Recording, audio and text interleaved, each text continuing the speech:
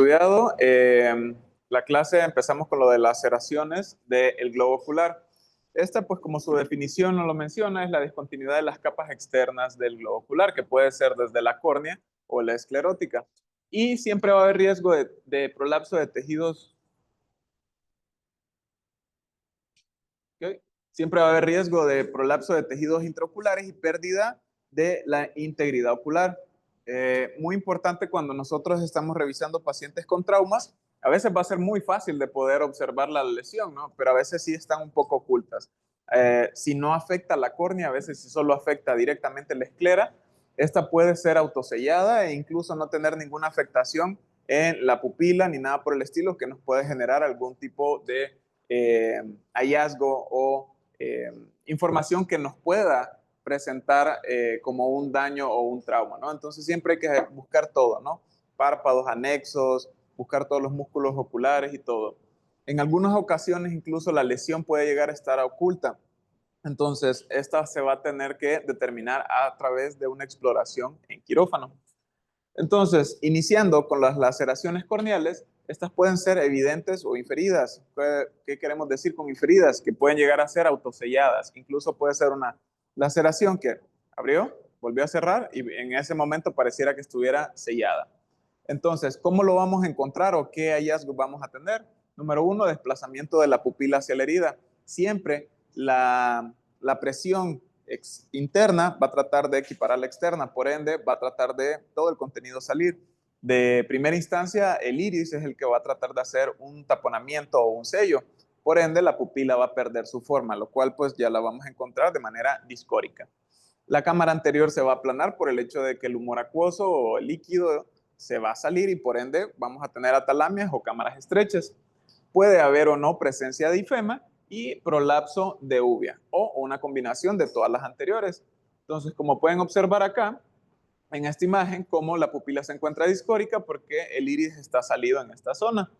Acá pues una laceración completa desde M3 a M9 y en esta donde está sectorial. Entonces siempre el lado afectado es donde más evidente vamos a tener las lesiones. En este caso, si observan y hacemos una comparativa un lado con el otro, este lado hasta cierto punto lo podríamos decir que está sano versus el otro que vemos aquí una quemosis, un hiposfagma, obviamente la salida del iris y pues cómo está aplanada la cámara. Entonces, si ya tenemos la corneal, también hay que hablar de la escleral. Esta puede ir acompañada o no de una quemosis hemorrágica o a veces puede ser muy discreta. Puede haber un reblandecimiento y posible colapso ocular. Si pues, es una herida suficientemente grande, pues todo el contenido puede salir por ahí y ya pues tener un globo ocular completamente roto, ¿no? Puede haber una hemorragia vítrea acompañada y sospechar siempre que hay una laceración profunda del párpado. En todos estos casos siempre hay que descartar un cuerpo extraño intraocular, siempre, siempre, ¿no?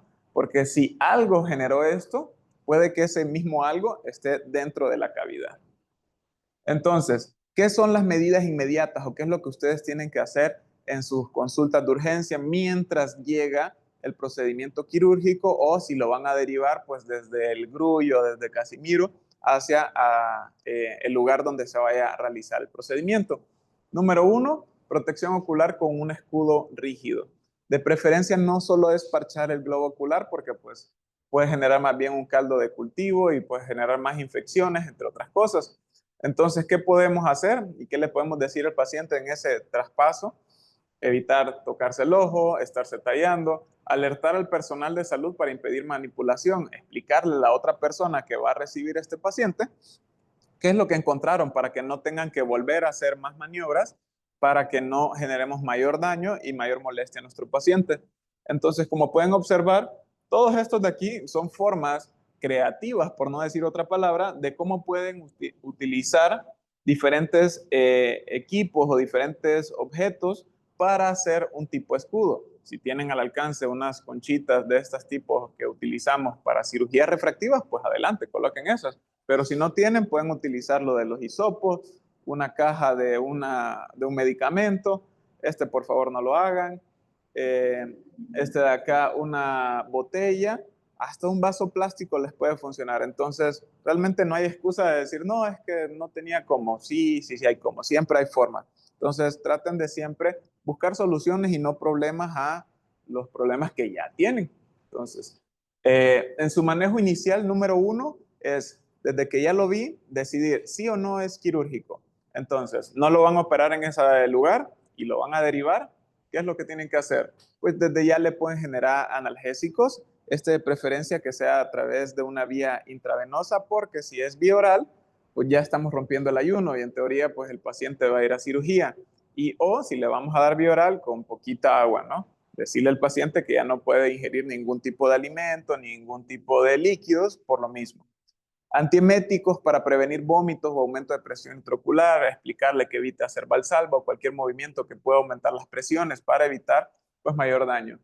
En estos casos son los pocos donde no hacemos tonometría porque pues podemos generar mayor daño, una laceración corneal y pues ustedes van y le tocan con el Goldman y están haciendo presión, pues más salida de contenido del globo ocular. Entonces ahí sí está contraindicado, ¿no? Que pueden realizar muy gentilmente a través del tono dígito para valorar. E incluso todavía se les puede quedar, ¿cómo se llama? Muy riesgoso al momento de que ustedes hacen el tacto, ¿no? ¿Cuáles van a ser los objetivos del tratamiento? Vida, órgano, visión. Entonces siempre va en ese orden y explicarle al paciente más o menos qué es lo que podemos llegar a tener en una resolución final, ya sea que va a ser un procedimiento, dos, tres o cuatro procedimientos. Recordando siempre el score de trauma y en base a eso más o menos qué es lo que puede llegar a evolucionar esa visión de ese paciente. Entonces, preservar la integridad ocular, todo lo que se pueda preservar, adelante. Es más, en esta escuela verán que el doctor muy, muy rara vez llega a realizar evisceraciones, enucleaciones, siempre él trata de preservar el órgano, siempre, siempre, siempre. Aunque a veces para uno es mucho más fácil hacer una evisceración, acá siempre van a tratar, aunque ya no haya nada de visión ni nada por el estilo, siempre mantener el globo ocular. Número dos, prevenir infecciones intraoculares, endoftalmitis, que va a ser el riesgo número uno en este tipo de traumas. Tenemos una puerta de entrada a microorganismos, hay que preguntar cómo fue la lesión, con qué fue acompañada, si fue algo contaminado, que en general la mayoría de estos lo van a hacer, y de qué tipo, ¿no? Si fue madera, si fue metal, si es un vidrio, porque recuerden que siempre tienen que descartar un cuerpo extraño intraocular. Si es metálico, pues ya saben las contraindicaciones de una resonancia. Pero, pues si no, pues lo podrían solicitar. ¿Qué es lo que sí podemos realizar? Ultrasonido. Tiene una contraindicación relativa, no absoluta. La pueden realizar con mucho, mucho cuidado y gentileza, colocando protección tipo tegaderma encima y con el párpado cerrado y muy gentilmente para valorar otras estructuras. ¿Se puede hacer? Sí, sí se puede hacer. Y minimizar la pérdida visual. Por eso les decía, si en algún momento va a ser un procedimiento, dos o tres, en algunos casos, pues es control de daños. Hacemos cierre nada más de la córnea, cierre pues de la conjuntiva, cierre de la esclera, etcétera. Y a un segundo tiempo quirúrgico, alguien con mayor habilidad o porque no tenemos todo el servicio, va a terminar de hacer el procedimiento, ¿no? Entonces, todo esto influye. ¿Para qué? Evitar la pérdida visual. Algunos casos, como ya los hemos visto anteriormente en lo de trauma, sí se hacen dos tiempos quirúrgicos, porque la inflamación a veces nos juega en contra. Entonces, si operamos algo así muy en caliente, a veces no vamos a tener los mejores resultados. Pero si estamos atentando ante el órgano de este paciente, pues en esos casos sí vale la pena operar en primera instancia. Recuerden aquí siempre su escala de OTS, siempre realizarla cuando un paciente tenga algún trauma, ¿no? Desde el punto de vista legal y también desde el punto de vista real del paciente, o sea, cuáles son las expectativas, porque el paciente siempre va a pensar que si se va a operar es porque va a volver a ver, y pues acá vemos que no es cierto, ¿no? Entonces no es que le vamos a derribar todas las esperanzas, pero sí llevarlo a un plano de realidad. Entonces, en cuanto al recordatorio clínico, siempre, siempre buscar un cuerpo extraño intraocular. Siempre vamos a pensar que va a tener uno hasta que demostremos lo contrario. Entonces, toda herida, siempre buscarla, ¿no? Vemos que hay vitrio en cámara anterior, vemos que está aplanado, de una lesión autosellada, una quemosis muy grande, una baja visual que no comprometa tanto el segmento anterior, podríamos estar ante una de estas sospechas. Entonces, ustedes ven este pigmento, ven este vitrio o algo por el estilo, están obligados a buscarlo de cualquier manera a esto, un cuerpo extraño intraocular, ¿ok? Entonces, en cuanto a su definición, pues una herida de grosor, como lo había mencionado, de la córnea o esclerótica, ya sea parcial o total, y pues puede haber resultado de exposición del contenido del globo ocular. Puede haber dos grandes grupos, laceraciones oculares perforantes y rupturas del globo ocular. Entonces, este cuadro creo que ya todos lo han visto en otras clases y todo. Hoy nos estamos enfocando en esta parte de acá, si es penetrante, si es perforante o si hay un cuerpo extraño intraocular.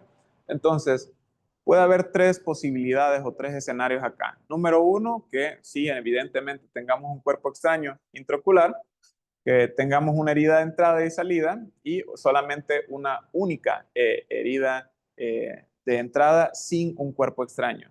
Siempre preguntar cómo fue el accidente y todo, porque también puede ser que tenga dos sitios de entrada y no necesariamente es que sea perforada, sino que fueron dos cosas diferentes las que se hayan producido. Preguntar a los testigos, a los personas que estuvieron alrededor, cómo fue el impacto, si hay fotos, videos o algo por el estilo, si traen el objeto con el que se golpeó, cómo fue el objeto, si fue puntiagudo, si fue cortante, si fue contuso, entre otras cosas. ¿Ok?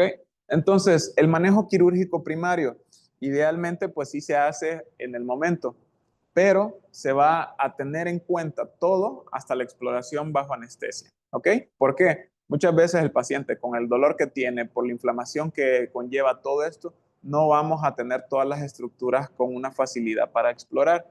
Entonces, a veces encontramos lesiones que pueden estar ocultas. ¿Y cómo las vamos a encontrar? A través de una peritomía 360 grados. Pues ya ven que pues tienen al acceso acá un wet lab, ya ven que es fácil conseguir los ojitos de cerdo. Pueden practicar cuando pues tengan tiempo, hacer peritomías 360 grados también para buscar y encontrar los músculos, para ver qué plano es, para diseccionar un músculo, incluso córtenlo, vuélvanlo a suturar, vean qué tan fácil o qué tan difícil se les hace hacer este tipo de maniobras. A veces esto es lo que nos va a ayudar a ver o a encontrar dónde está el punto de entrada o el punto de salida. O en algunos casos no hay nada y simplemente tuvimos que revisar para estar completamente seguros que no hay nada alojado en la parte posterior. Y muy importante también la anamnesis y la historia que les dice el paciente, que sí puede jugarles en contra, ¿no? Lamentablemente una vez tuve la experiencia de un paciente que nos comentó que había sido un trauma a través de una botella y estuvimos busque y busque y busque, cuando realmente no fue así, fue que se golpeó con otro paciente y estuvimos ahí casi una hora buscando los sitios de herida cuando nunca hubo sitio de herida y solo fueron golpes directos. Pero bueno. Identificación y reposición del tejido vial y retina prolapsado, es decir, todo aquel tejido que sea viable todavía, que se pueda salvar, hay que salvarlo. Si ya no, pues ni modo, hay que cortarlo y salvar todo lo que se pueda. ¿Ok? Y la resección de tejido necrótico, tejido ya no viable, isquémico, necrótico o altamente infectado o contaminado, lo mejor es quitarlo, removerlo para evitar una complicación mayor. Y cierre de las laceraciones, ¿no? Estas, ¿con qué las vamos a utilizar? Si es córnea, esclerótica o conjuntiva. Si es córnea, podemos utilizar nylon 10 ceros en nudos sepultados, en la esclerótica igual nylon 8, 9 ceros y en la conjuntiva suturas absorbibles 7, 8 ceros también, ¿ok? Muy importante enterrar los cabos cuando lo vayan a utilizar en la córnea, es decir, no dejar el punto de nudo hacia afuera, hay que enterrarlo, es decir, darle la vuelta completamente para que no quede directamente en la córnea y que el paciente no le moleste tanto, ¿ok? Y muy importante, el tipo de herida y cómo se va a suturar. Tratamos que las suturas en el eje visual sean las más chiquitas y en la periferia pues pueden ser más largas. ¿Qué quiero decir con esto? Si estamos ante un eje visual, nuestras heridas o nuestras suturas vienen siendo las más pequeñas. ¿Para qué? Generar la menos distorsión visual posible, para que el paciente tenga el mejor pronóstico visual o nosotros le generemos el menor disconfort y que el paciente pueda llegar a tener algo de visión, ¿no? Entonces, si estamos ante una lesión y esta es nuestra córnea y se fue aquí, estas van a ser así. No sé si me doy a entender, que en el eje visual o en la parte central, las suturas van a ser las más pequeñas o las más cortas, ¿no? Y a las que van en la periferia son las que van a ir aumentando de tamaño, como pueden ver en esta imagen que ejemplifica salud, que ejemplifica lo que estábamos hablando. Entonces, ¿qué consideraciones tenemos que tener si estamos a nivel intraoperatorio? Ayer los que tuvieron lo del wet lab, que estaban utilizando los ojitos, observaban que cuando el ojo estaba muy hipotónico es muy difícil de manejarlo. Salud. Entonces, ¿qué hacemos? Colocamos soluciones que puedan ser biocompatibles para generar mayor volumen y poder tener mayor facilidad de trabajo. Administrar antibióticos, ya sea salud, doctor, ya sea subconjuntival o intravitreos. ¿Para qué? Pues para disminuir siempre el riesgo de una endoftalmitis secundaria a esto. Y evitar suturas en el eje visual, que era lo que les mencionaba. No sé si se alcanza a observar acá cómo estas de la periferia son un poquito más grandes que las centrales. Y versus estas otras, que si observan, pues casi todas tienen el mismo diámetro. En algunos casos, esto no va a ser posible porque pues son lesiones que pues de una estructura a la visión, pues tratemos siempre de salvar la estructura. ¿Okay?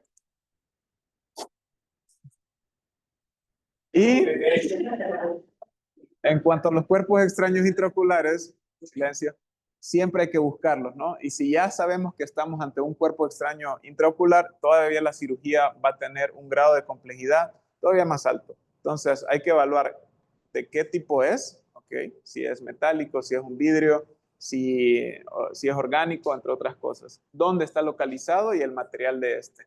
Muy importante cuando decimos cuerpos extraños intraoculares, no todo va a estar en retina, no todo va a estar alojado en el vitrio.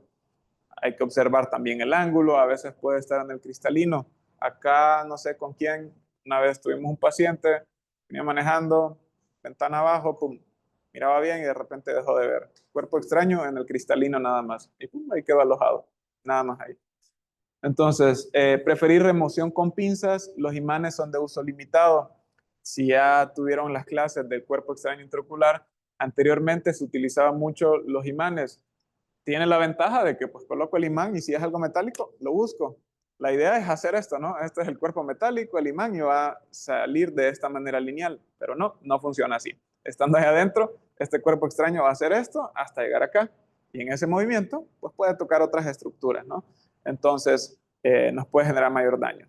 Mejor pinzas, mejor hacer trabajo bimanual, es decir, a través de dos pinzas para poder remover esto. Si son de alta velocidad, hay menor riesgo de infección. Si son metálicos, por el hecho de la temperatura tan alta, hace pues un tipo de como de cauterización y hasta cierto punto de esterilización del mismo cuerpo, ¿no? Más no significa que no puedan generar un dato de o una infección posterior a eso. Siempre, siempre este es el que nos va a estar jugando en contra, la endoftalmitis, o ese siempre va a ser nuestro miedo a un futuro, ¿no? Entonces, buscar bien, revisar bien, limpiar bien. Siempre es mejor hacer más que hacer menos, ¿ok? Si es un objeto tipo orgánico como la madera, pues todavía tenemos más riesgo de una endoftalmitis y las recuperaciones de unas infecciones fúngicas a nivel de polo posterior todavía son más complejas, ¿ok? Entonces, como pueden observar acá, no solamente es en polo posterior, puede estar en el ángulo, puede estar aquí en el cristalino, que va a generar una catarata traumática, que puede ser tanto inmediata como puede ser ¿cómo se llama?, meses o hasta años posteriores. ¿Qué complicaciones podemos llegar a tener? Pues pueden ser inmediatas y tardías. Las inmediatas pueden ser fugas de la herida. Esas las podemos encontrar incluso en el momento quirúrgico. Pensamos que ya terminamos el procedimiento y cuando ya casi vamos a terminar y estamos retirando el blefarostato, que hasta cierto punto está generando algo de compresión, vemos que el globo ocular está hipotónico. Está hipotónico, siempre buscar fugas de heridas, buscar Seidel, hacer un poco de presión en diferentes sectores del globo ocular para buscar esto. O puede ser tardíamente. Lo encontramos ya en la consulta y vimos que hay salida de líquido. Si es necesario reintervenirlo, pues lo hacemos. vemos datos de infección, pues la endoftalmitis ya saben el manejo. Siempre la vitrectomía temprana va a ser lo mejor. Pero pues si ya hicimos un procedimiento acá, viene siendo las inyecciones, viene siendo los lavados de cámara anterior, lo que nos va a ayudar. Y hemorragias intraoculares recurrentes. Se hizo todo el procedimiento, se liberó todo lo que se tenía que liberar y al día siguiente cuando ustedes lo van a examinar y ven polo posterior, está lleno de sangre otra vez. Entonces, ¿qué puede pasar? Sí. Entonces, es necesario en algunos casos reintervenir y volver a sacar toda esta sangre que ha quedado atrás. Hipotonía o hipertensión ocular. Podemos encontrar los dos mundos, ¿no? Si fue una lesión donde comprometió pues todos los cuerpos ciliares, donde pues se perdió todo eso, lo más seguro es que vamos a tener hipotonía. Pero si fue un trauma y pues además de eso nosotros estamos aumentando con gran cantidad de esteroides para controlar la inflamación y todo eso, podemos encontrar todo lo contrario, ¿no? La hipertensión ocular o simplemente por el hecho del pigmento que se fue a la malla trabecular y todo eso nos puede generar estos picos hipertensivos. Entonces podemos tener los dos mundos, tanto la hipotonía como la hipertensión ocular. Por eso lo importante y el seguimiento de todos estos pacientes, ¿no? No solamente es hacer tonodígito, si podemos realizar tomas de presión intraocular con rebote es mucho mejor y si lo pueden hacer en diferentes zonas, mucho mejor, porque si ya ustedes ya tienen suturas en el eje central y van a hacer el de rebote, pueden tener un sesgo, entonces si lo pueden hacer 2, 3 lugares, mucho mejor, ¿ok? Y tracción vitreoretiniana. Idealmente, pues hay que remover todo el vitrio, pero en algunos casos puede generar todavía algo de tracción si es que no se hizo una completa remoción de este. Y cicatrizaciones corneales. Sabemos que pues toda laceración o toda, ¿cómo se llama? Corte en córnea puede generar desde desde un leucoma hasta una completa pérdida de esta estructura que va a requerir un trasplante a futuro.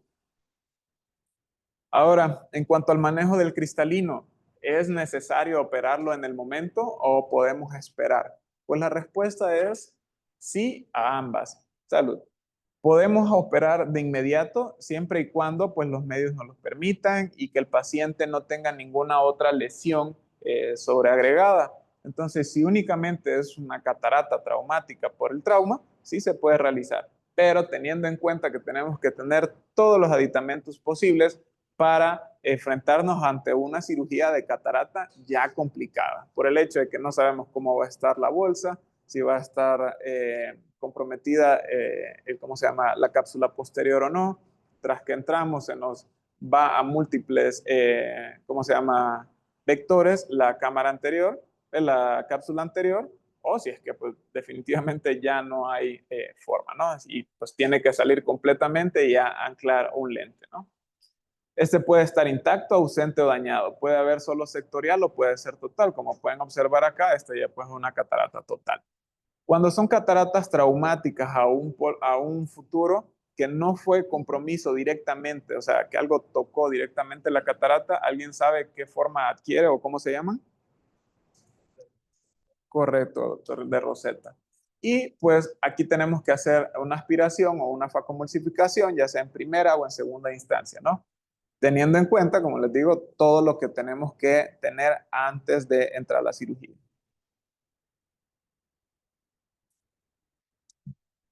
Y pues la colocación de lente intraocular puede ser en una sola ocasión o puede ser en un segundo tiempo. Es decir, el paciente a veces puede llegar a quedar áfaco. ¿Por qué?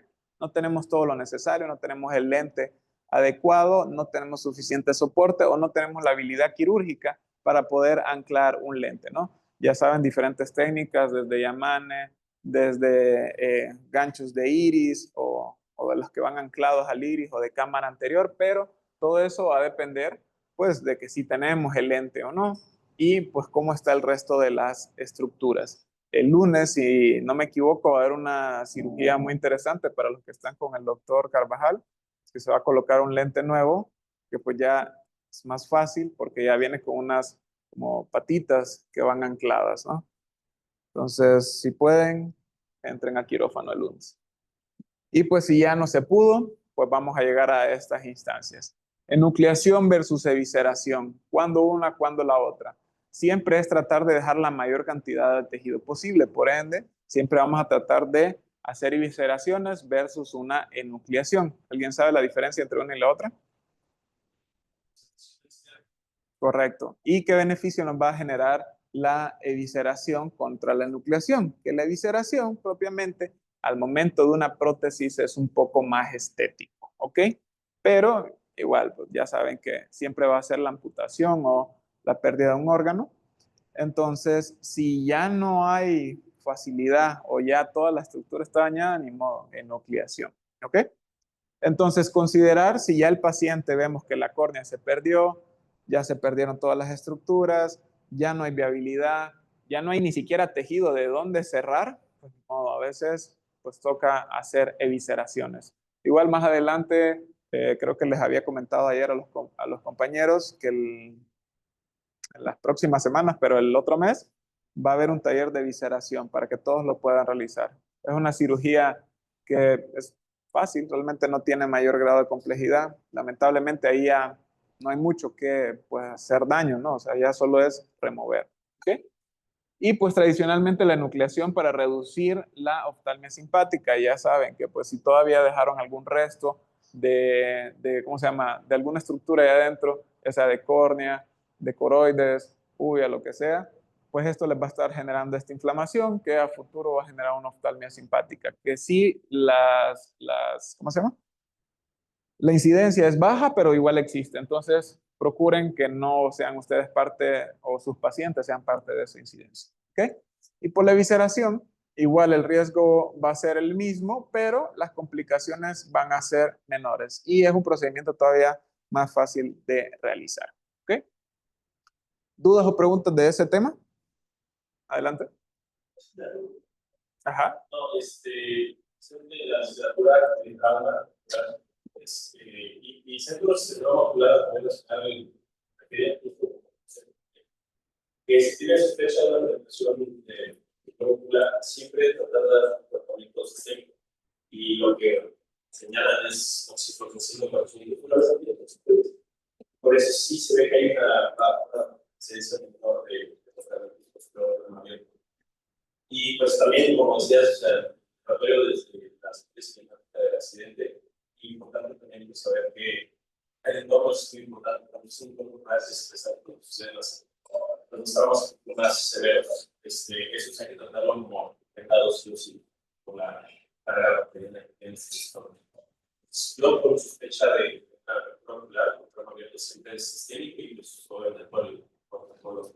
Acá por escuela, pues colocamos intravenosos, vía oral, subconjuntival y durante la cirugía se está a través de la bolsa, se está pasando líquido también con antibiótico. Entonces, sí tratamos de utilizar todos los antibióticos o las medidas que podemos llegar a utilizar pues para disminuir este riesgo, ¿ok? Igual siempre puede generar un riesgo, ¿no? Entonces, protéjanse con lo máximo que puedan, ¿no? Entonces, sí, es valedero eso.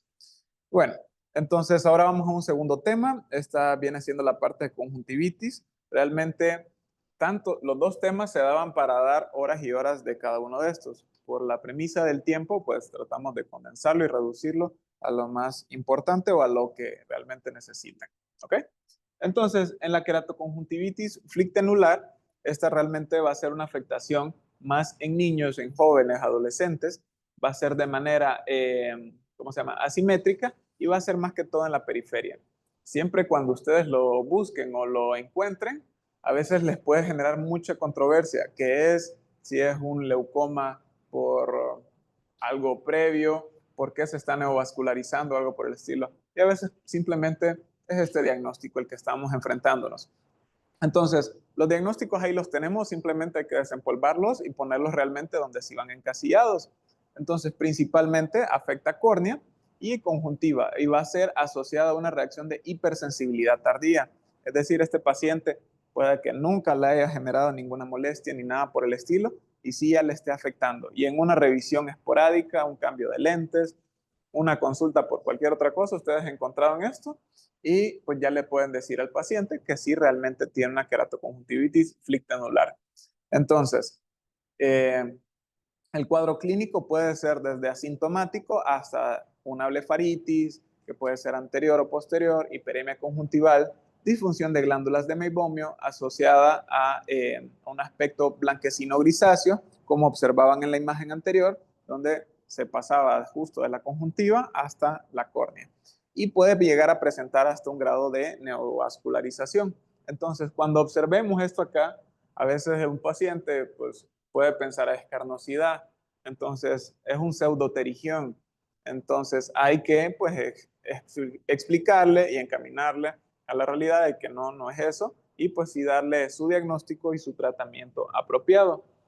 Y pues esto le puede generar un astigmatismo muy irregular. Entonces el paciente por eso sí va a llegar, porque no veo, se me dificulta ver, antes miraba bien y ahora ya no, ¿ok? Y pues puede llegar hasta una disminución de la visión e incluso una perforación de este. ¿Qué síntomas? Desde nada hasta dolor, lagrimeo, fotosensibilidad, sensación de cuerpo extraño. ¿Y cuáles son los diagnósticos diferenciales? Si el paciente tiene algún grado de rosácea ocular, si hay úlceras corneales infecciosos, queratitis asociadas a herpes simples, úlceras marginales por estafilocócicas y todo. ¿Qué vamos a realizar nosotros? ¿Cuáles van a ser nuestras pruebas diagnósticas? Casi todo es clínico, ¿no? O sea, desde que ustedes lo ven y le preguntan y lo observan, ya van encaminándose a su diagnóstico. Pero ¿qué vamos a realizar? Tinciones. ¿Con qué? Fluoresceínas y fotografías. ¿Para qué? Darle un seguimiento y ver si nuestro tratamiento va mejorando igual o peor. Y los estudios complementarios pueden ser desde un cultivo hasta citología de impresión. El tratamiento va a depender mucho de su etiología, es decir, si su blefaritis, si es por un ojo seco, si es por una disfunción de disfunción de glándulas de meibomio, correcto. Entonces, en base a eso, pues es el tratamiento. ¿Qué podemos utilizar? Desde aseos, compresas, limpiezas, en algunos casos, tratamiento como doxiciclina nos ayuda mucho, ya sea la vía oral, antibióticos tópicos si vemos que hay datos de sobreinfección o en una escala inicial, y el esteroide tópico, este sí lo vamos a utilizar por un par de semanas para disminuir la inflamación y tratar de contrarrestar todo este cuadro que ha tenido por bastante tiempo. Posterior a esto, podemos hacer un cambio y podemos utilizar tanto tacrolimus como ciclosporinas, ¿ok? Entonces, lo único es que hay que explicarle al paciente que realmente el efecto de la ciclosporina no se da inmediato, ¿no? Se viene dando 4 a 6 semanas posteriores a su uso y que sí es bien molesto. O sea, si ustedes se ponen ciclosporina, pues puede llegar a ser muy incómodo. Ahora vamos a tener de las más comunes, de las conjuntivitis, las bacterianas. Estas todas las han tratado, todas las han visto. El paciente llega y les dice, tengo conjuntivitis, ¿no? Entonces, las características, pues generales son una, inicio rápido, hiperemia, edema palpebral, secreción mucopurulenta. Usualmente es unilateral, que al poco tiempo pasa a ser bilateral, ¿ok? El paciente les dice, doctor, amanezco con los ojos pegados, se ve amarillo, se ve verdoso y todo. En algunos casos, pues puede ser hasta fétido. Y en su patogenia, alteraciones del mecanismo de defensa ocular, superficie, lágrimas, inmunodepresión, o a veces simplemente es un contacto directo, ¿no? Alguien más en la familia está infectado y pues por ahí va la línea de contagio. Los tipos pueden ser hiperagudas, agudas o crónicas. Y aquí pues la imagen clásica de una conjuntivitis, ¿no? Entonces aquí va un cuadro comparativo del tiempo de evolución de cada uno de ellos. La hiperaguda, que puede ser desde 24 horas a más o menos 3 días, de la aguda de 3 a 4 semanas y la crónica que viene siendo arriba de 4 semanas. Aquí están los agentes etiológicos de cada uno de ellos, que estos en la hiperaguda, la Neisseria gonorrea y la Neisseria meningitidis, son las que se van a llevar el premio, ¿no? Si alguno de ustedes ha tratado una conjuntivitis por Neisseria, estoy seguro que no la van a olvidar. ¿Ya alguno de ustedes lo ha visto? ¿No? ¿Cómo? Sí, espero que ya haya olvidado esa imagen, porque realmente es muy impactante. Es secreción abundante, abundante. El paciente ese sí tiene dolor, sí, pues no ve nada y no es un poquito, es gran cantidad de secreción. Si lo vemos en adultos, pues vamos pensando pues en contactos sexuales, ¿no? Pero si lo vemos En recién nacidos es por el contagio vertical, ¿no? Entonces, si los llaman de un cunero o algo por el estilo, ven bastante secreción y todo, pidan los laboratorios, tanto de la mamá como del chiquitín, para ver qué es lo que estamos afectando. Dígame.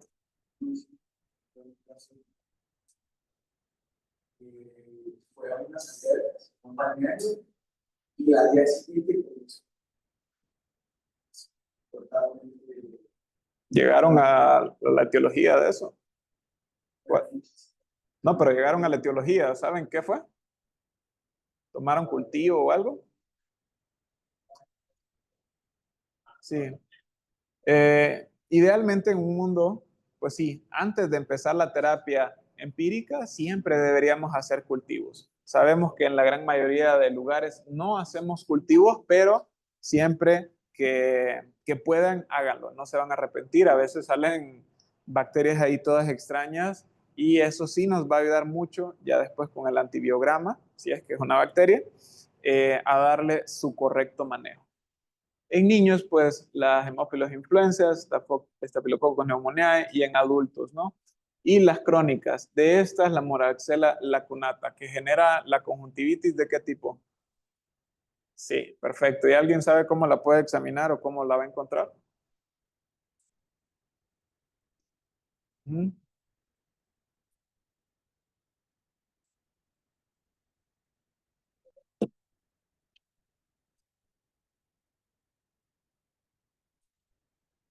¿Cómo? Exacto, exacto. Justamente ese era el dato. Muy bien. Entonces, sí, realmente este tipo de conjuntivitis a veces pasan, pues, desapercibidas o realmente los tratamos como cualquier otra cosa. Pero ese dato es el importante, ¿no? Esa como pequeña espumita que vamos a encontrar en una imagen más adelante. ¿Ok? Entonces, en la conjuntivitis bacteriana aguda, los síntomas, como en todas, va a haber hiperemia, lagrimeo, secreción mucopurulenta, párpados pegados, posibles queratitis epitelial puntiforme, entre otras cosas. Realmente las conjuntivitis no duelen, son molestas, son incómodas, de pacientes a pacientes, ¿no? El paciente les va a decir me duele, pero realmente es más como una incomodidad que otra cosa. Y en los patógenos frecuentes, Staphylococcus aureus, Streptococcus pneumoniae, Haemophilus influenza. El tratamiento va a ser antibióticos tópicos, idealmente sencillos, es decir, no combinados, no con esteroides, solamente antibiótico, y su resolución viene siendo de 7 a 10 días. Ah, doctor, pero ¿le puedo dejar un esteroide? Sí y no. Sí, sí lo pueden dejar porque el esteroide pues también nos va a ayudar con el proceso inflamatorio, pero sabiendo que un proceso bacteriano, viral, pues también si ponen un esteroide en las primeras etapas, pueden más bien jugarles en contra. Entonces, idealmente, pónganlos separados, si es que van a jugar con este tipo de medicamentos, y pasen 24, 48 horas con una evolución clínica favorable, y si el paciente todavía persiste con un grado de inflamación o mucha molestia, pueden agregarle esteroide. De lo contrario, antibiótico solo, sencillo, nada de que combinado, combinado, combinado y se acaban el sofixin de X de todos lados. Entonces, de 7 a 10 días, si es una conjuntivitis pues común, realmente no van a ser necesario tanto tiempo de antibiótico. ¿Qué podemos utilizar? Desde lo más sencillo como aminoglucósidos como tobramicina, ciprofloxacina, hasta las moxifloxacino, ¿no? Entonces, ¿de qué depende? Uno, si el paciente ha sido politratado, se hace doc y saca aquel poco de gotas, polimixina y todo, neomicina, y N cantidad de gotas y pues no mejora, saben que eso ya está politratado, ya tiene resistencia, pues no nos vamos a ir con lo más bajo, ¿no? Vamos a pensar irnos con el antibiótico pues que tenga menos resistencia bacteriana, porque si no, pues ustedes van a generar lo mismo, ¿no? Sin mejoría alguna. Sabemos que hoy en día eso es una de las pandemias que nos viene siguiendo, que es la resistencia a los antibióticos. Entonces, en base a su paciente, ¿qué antibiótico es el que vamos a utilizar? Si es una conjuntivitis muy agresiva, puede que en los primeros momentos ustedes la posología sí la pueden bajar. Es decir, en el primer día la pueden utilizar cada hora, en el segundo día cada 2 horas o cada 3, cada 4, según su evolución. ¿Para qué? Para que el paciente tenga una mejor evolución. ¿Ok? Entonces, dependiendo a cómo se comporte nuestro paciente y el seguimiento. Entonces, acá como les mencionaba, si vieron una de estas, nunca se les va a olvidar, ¿no? Siempre lo van a tener ahí. Son muy, muy reactivas. El paciente tiene gran cantidad de secreción. Lo van a ver que llega pues con un parche, se lo quita y está lleno, lleno de secreción espesa. ¿Qué va a decir algo, doctor?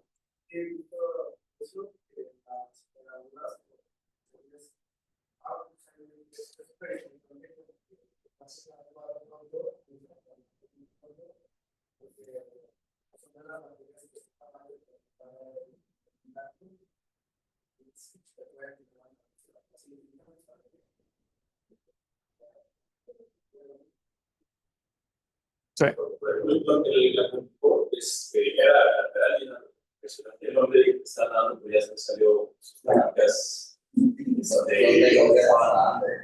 Está dando, y precisamente sí, lo que hicimos, no sé, aquí no recuerdo, pero para las está la medicina tópica y lo hicimos haciendo tópico, si podemos hacer tópico. Y obviamente también es impresionante, o sea, es algo. Aquí también encuentran acitromicina tópico. No en todas las farmacias del TEA lo tiene, pero en las farmacias especializadas las encuentran. Pero sí. Bueno, entonces, en la bacteriana hiperaguda, el agente principal, Neisseria gonorrea, como mencionaba el doctor, sí pasa el epitelio intacto, que va a ser pregunta de examen. Entonces, por eso es su rápida efecto de evolución, ¿no? Y cómo puede llegar a ser bilateral tan rápidamente, ¿no? En su clínica, secreción purulenta profusa, gran cantidad, o sea, no es poquito, es bastante. Quemosis, adenopatías periauriculares y riesgos de úlceras y perforaciones corneales, justo lo que nos mencionaba acá el doctor. El tratamiento tiene que ser, de lo primero, limpieza con bastante irrigación de solución salina, siempre y cuando no esté perforado, para quitar la gran cantidad de carga bacteriana, y posterior a eso, tratamiento con ceftriaxona. Esta sí va a ser intravenosa o intramuscular, dependiendo si estamos dentro o fuera del hospital. Dosis única o IV si está ulcerada. Irrigación frecuente y cobertura para clamidia. Siempre hay que buscar una o la otra enfermedad, o pueden estar combinadas, ¿no? Entonces, además de que si lo encontramos en pacientes así pediátricos, pues tratar a la madre, ¿no? Puede ser que la madre no esté siendo tratada o no fue tratada y pues por eso el chiquitín recibió pues toda la carga, más si fue un parto vaginal. Siempre buscar, además de la Neisseria, Clamidia trachomatis, ¿ok? Y la prevención, pues siempre desde el control del embarazo, que no nos compete, pero preguntar y ver la cartita de evolución de la madre, cómo fue, si tuvo sus controles, si tuvo datos de infección, cómo fue el parto, cómo estuvo, si hubo secreción, etcétera, etcétera, ¿no? Y la prevención desde ustedes mismos al momento de manipular a un bebé y pues que no vayan a manipular otro, si están revisando niños en un cunero, pues sus guantes, su lavado de manos y todo. Y explicarle a todas las enfermeras las precauciones que tienen que tener para evitar pues, hacer un contagio dentro de. Y el tratamiento en clamidia, acitromicina, 1 gramo bioral, y en el gonococo, ceftriaxona sistémica, IV o IM, ¿no? Y pues el lavado profuso de estas secreciones. En cuanto a la bacteriana crónica, es todo lo contrario. Esta va a ser una evolución así tardía. Pasa tiempo, y no. O sea, duración arriba de 4 semanas. Algunas literaturas lo mencionan de 3. Y va a ir asociado a blefaritis, es decir, algo que les está generando un contacto, una irritación o ¿cómo se llama? Un punto de entrada donde se está generando esta infección. Los patógenos Staph aureus es el más común y la Moraxella lacunata. Y esta era la espumita que mencionaba acá el doctor, el jefe, de por qué se puede diferenciar este tipo de conjuntivitis, ¿no? Igual les pregunta de examen de Guatemala, siempre la preguntan. Los signos: hiperemia difusa, secreción escasa, engrosamiento y una blefaritis crónica. En cuanto a eso, pues tratar pues, todas las causas subyacentes de esto. El tratamiento viene siendo aseo, higiene palpebral, compresas, pueden irlas intercalando frías y calientes, dependiendo qué es lo que estamos teniendo. Antibiótico tópico, la citromicina, tanto tópica como la vía oral, funciona muy bien en las blefaritis. Las eritromicinas o en algunos casos las tetraciclinas como la doxiciclina también nos puede ayudar bastante a disminuir todas estas molestias. Ahora pasamos a las virales, que estas van a ser las más comunes, las más frecuentes y las que se pueden incluso confundir con unas alergénicas. Muy frecuentes, el 80% de estas, el adenovirus es el que se va a llevar el premio, pero está también el herpes simple, varicela zoster, picornavirus y como 20 virus más que pueden generar esto. El cuadro clínico, este va a ser bilateral, este no va a tener tantas molestias como el bacteriano, esta la secreción no va a ser tan verdosa, amarillenta, esta va a ser más acuosa, ¿ok? Y el procedimiento va a ser autolimitado y de resolución espontánea, es decir, ustedes le den tratamiento o no, el paciente igual va a evolucionar satisfactoriamente. Igual damos tratamiento para que las molestias sean las menores posibles y no tenga tanta repercusión en este paciente. Y lo que sí podemos encontrar son membranas y pseudomembranas, que les queda de tarea saber la diferencia entre una y otra. Signos: ojo rojo, sensación de cuerpo extraño, prurito, picor y lagrimeo. Aquí una comparativa de las tres más comunes: virales, bacterianas y alergénicas. Entonces, estas dos son las que pueden tener un poquito como más de similitud, que realmente es una hiperemia, una molestia, sensación de cuerpo extraña, salida de secreción acuosa, versus la bacteriana, que es más verdosca, más amarillenta.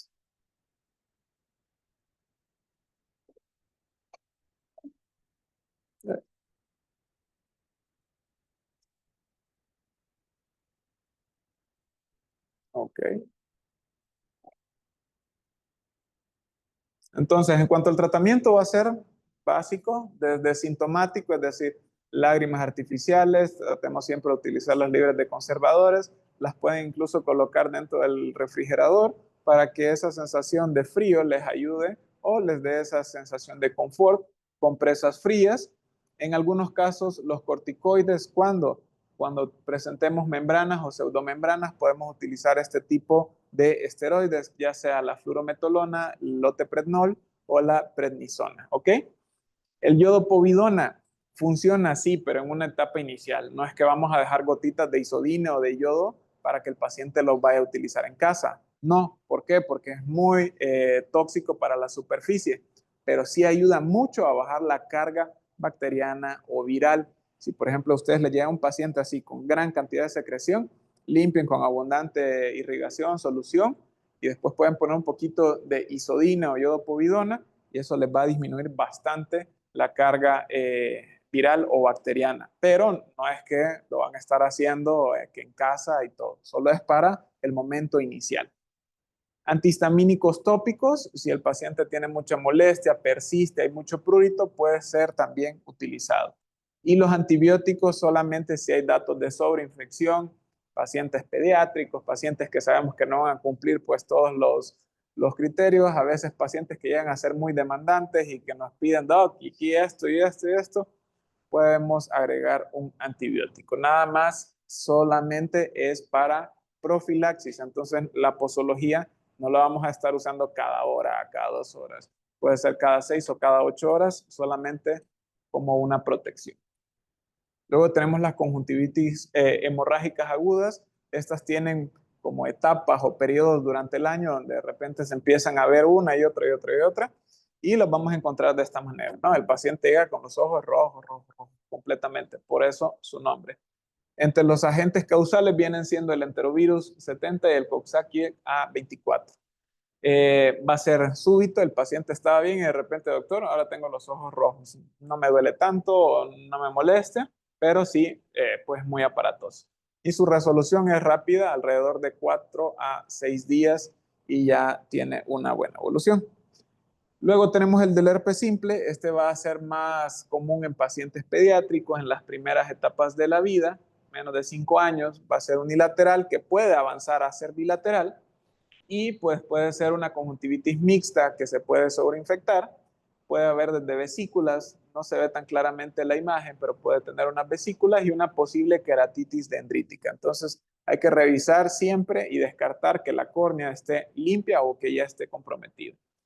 Su resolución viene siendo de 7 a 14 días, puede ser más, puede ser menos, dependiendo la evolución de nuestro paciente, y evitar los corticoides tópicos, ¿no? Siempre hay que descartar que no esté comprometida la córnea. Se vieron diferentes estudios y pues en la pandemia incluso llegaron a presentar algunos cuadros de conjuntivitis los pacientes. Sí se asoció, en algunos casos fue la manifestación única que llegaban a presentar. Realmente pues se asocia directamente al virus de COVID. Su incidencia fue del 4.3%. Realmente pues el paciente no le molestaba tanto como el resto de su sintomatología. Y en el 0.9% era el síntoma inicial único, ¿no? Y en los signos, congestión conjuntival, quemosis, sensación de cuerpo extraño, epífora, ojo seco y visiones borrosas. Casos raros, infiltrados corneales, subepiteliales, defectos epiteliales o pseudodendritas. Y transmisión posible vía de entrada era la entrada a la infección sistémica, y la prevención, pues que hoy en día ya pues todos sabemos qué hacer, qué no hacer, el lavado de manos, el uso de mascarilla, cubrebocas y otras cosas.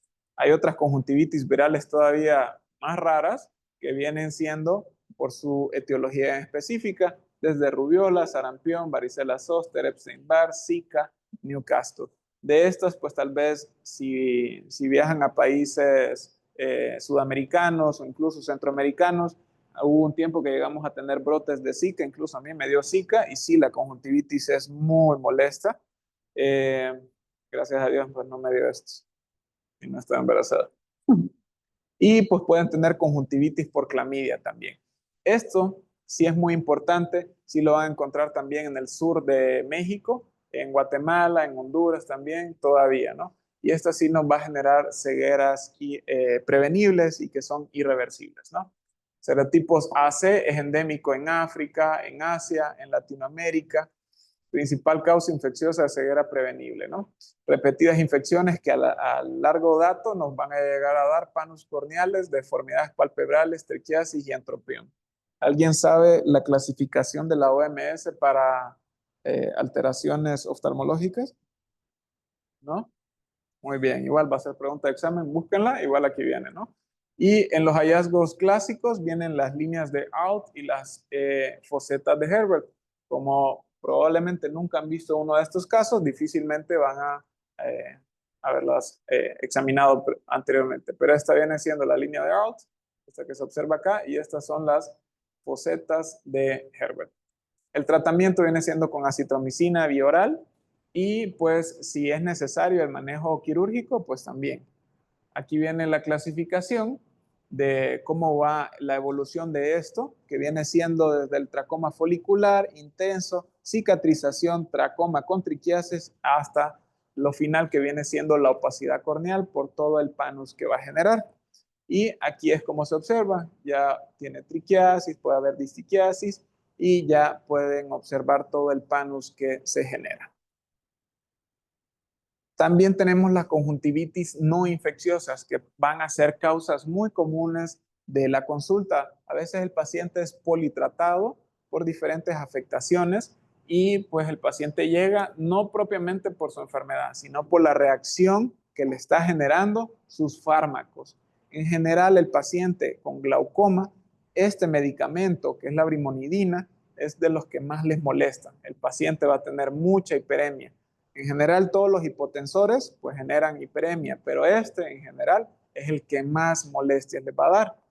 Pero pues aquí hay una tabla de todos los medicamentos que pueden generar toxicidad o reacciones. Desde la neomicina, que pues ya ven que les encanta a los farmacéuticos, a médicos no oftalmólogos recetar este tipo de medicamentos. Pentamicina, pilocarpina, apraclonidina, brimonidina, que esta acá pues en México no hay, pero en Estados Unidos sí, atropina, entre otras cosas. Entonces esta va a ser folicular tóxica, pero podemos encontrar también el molusco contagioso, aquí está, que de manera irritativa y constante pues puede llegar a generar estas conjuntivitis. Son lesiones umbilicadas en párpado que liberan estas proteínas víricas. En muchos casos el paciente ni siquiera le genera molestias ni nada, en otros casos sí. Se pueden tratar o pues podemos dejarlas ahí. De preferencia, si las ven, ya sea trátenlas ustedes, el oculoplástico o el derma. ¿Okay?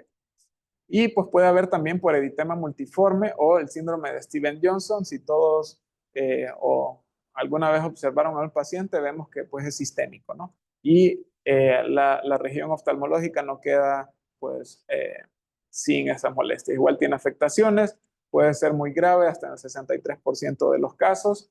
Puede haber lesiones cutáneas, mucosas, riesgo de cicatrización conjuntival y ceguera. Muy importante, si ustedes trabajan en hospitales, en institutos donde sí tienen así medicina interna y todo este tipo de cosas, que ustedes los vayan a evaluar, revisar limpiezas, aseos, porque todas estas secreciones y todas esas van a generar cicatrices o plegamientos a futuro, sin bléfaros, opacidad de córneas y todo. Entonces, muy importante una buena lubricación, un buen antibiótico y un buen aseo constante para evitar daños a futuros.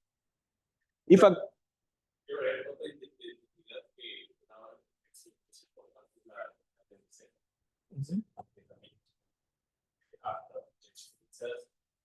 y usan como un muy importante.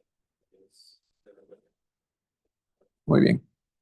Y pues muy importante todo eso. ¿Y a qué fue el factor desencadenante? ¿No? ¿A qué medicamento fue el que generó todo esto? Pues para no nosotros dar este medicamento. Preguntar qué fue lo que le generó la reacción del Steven Johnson y pues para no nosotros generar mayor daño. Y por último, vamos a las conjuntivitis alérgicas. Ya sabemos que estas son de las más comunes, de las más frecuentes, más en pacientes pediátricos, en pacientes atópicos, ¿no? Entonces va a ser una hipersensibilidad tipo 1, va a haber una respuesta inmune contra alergenos, de los cuales desde el polen, polvo y pues una infinidad de cosas más que les puede generar hipersensibilidad que vamos a tener. Puede ser estacionaria o no. Y se van a dividir en dos grandes grupos, el agudo y el crónico, que a su vez cada uno se divide en dos. El agudo en la conjuntivitis alérgica estacional. ¿Alguien sabe en qué estación es cuando más reacciones alérgicas hay? ¿Cuándo es primavera? ¿Qué meses son? Solo marzo es primavera. Pues depende en qué país se encuentren, ¿no? Pero acá sí. Entonces sí, en esa temporada, entonces hay que ver en qué fecha del año es, si es única presentación, si ya la ha pasado anteriormente, si es recurrente o no. Y la conjuntivitis alergénica perenne. Esto significa que no tiene un tiempo específico y que se mantiene, ¿no? O sea, empieza enero y vamos en febrero, marzo, abril, mayo, junio, julio, diciembre y seguimos, ¿no? Y en los trastornos crónicos, las queraconjuntivitis vernales y las queratoconjuntivitis atópicas, ¿no? Siempre preguntar a los pacientes si tenemos datos de atopía, cuáles van a ser las enfermedades asociadas. Correcto. Siempre esas tres enfermedades son las que tenemos que preguntar, ¿no? Para ver si hay algún otro grado de atopia. Porque el tratamiento va a ser diferente en su gran mayoría si los pacientes tienen algún otro grado de atopia, ya sea ellos o algún familiar en primera línea. Entonces, en el cuadro clínico se va a presentar principalmente en primavera y verano, llega a ser bilateral, prurito ocular, hiperemia conjuntival y edema palpebral. Aquí pueden observar el clásico patrón empedrado. Esto pues ya estamos hablando de un cuadro ya avanzado, pero inicialmente empiezan pequeños, pequeños y ya después se van haciendo así más grandes. Puede haber desde papilas, fotofobias y hasta el famoso patrón empedrado. Muy importante acá siempre evertir los párpados para poder evaluar esto. Si no lo vierten, pues no lo van a ver. Y acá vienen siendo las opciones de tratamiento. Sé que esta clase es para estar solo en conjuntivitis alérgicas un día entero, ¿no? Pero pues acá tratamos de resumir un poco con este cuadro. ¿Qué es lo que podemos utilizar? El tratamiento es escalonado, no vamos a ir de inmediato a hacer todo esto. Entonces, desde los hábitos higiénicos en casa, que si la humedad, que si el perro, que si tienen gatos, que si hay polen, que la limpieza, que si el champú, todo ese tipo de cosas es lo primordial. Todo su entorno, tratar de modificar lo que se pueda modificar. Y luego iniciamos desde lo sencillo, que vienen siendo lubricantes oculares, luego pasamos a antihistamínicos tópicos, luego estabilizadores de mastocitos, los que son duales, y podemos llegar hasta utilizar esteroides. Y todavía si seguimos la cascada, pues podemos llegar a hacer más tratamientos. Aquí vienen algunos ejemplos de los medicamentos y, ¿cómo se llama? Algunos fármacos de uso comercial. Como pueden observar, pues el tratamiento en sí de estos pacientes no va a ser algo único. Esto en sí no se cura, solamente se trata. Entonces, explicarles al paciente que pues puede que el medicamento que le di en una ocasión, que solo fue lubricante, en la siguiente le voy a poner antihistamínicos, en el tercero estabilizadores de mastocitos, en el cuarto duales y en el quinto pues ya le tengo que poner esteroides, dependiendo cómo va evolucionando, si va favorablemente, si se está poniendo de manera crónica o si no es un respondedor a nuestro tratamiento. ¿Ok? Aquí viene un cuadro comparativo de las tres principales, que viene siendo bacteriales, virales y alergénicas, y de cómo va a presentarse, ¿no? Ese es para que lo lean en casa. Y vamos a pasar a estas últimas, que se me hizo interesante porque hace 2 años presentaron un caso del grullo. Entonces, a los que vayan al grullo, pues cuidado, ¿no? Conjuntivitis fúngicas y parasitarias. Infecciones oculares infrecuentes, muy importante acá. Son infecciones poco comunes, pero potencialmente graves. Etiologías, hongos, protozoarios, helmintos. Pueden presentarse como granulomas palpebrales o conjuntivitis focales y la queratoconjuntivitis con inflamación difusa. Importancia, el diagnóstico oportuno para evitar complicaciones. Entonces, siempre la navaja de Occam buscamos de lo más común a lo menos común. Pero pues si ya descartamos todo, pues ahí sí tenemos que ir buscando qué podría ser. En cuanto a las etiologías fúngicas, pues va a haber blastomicosis, esporotricosis, rinosporo y criptococicosis, ¿no? De estas, pues todavía van a ser las más extrañas y raras que van a encontrar. ¿Cuál va a ser el vía de contacto?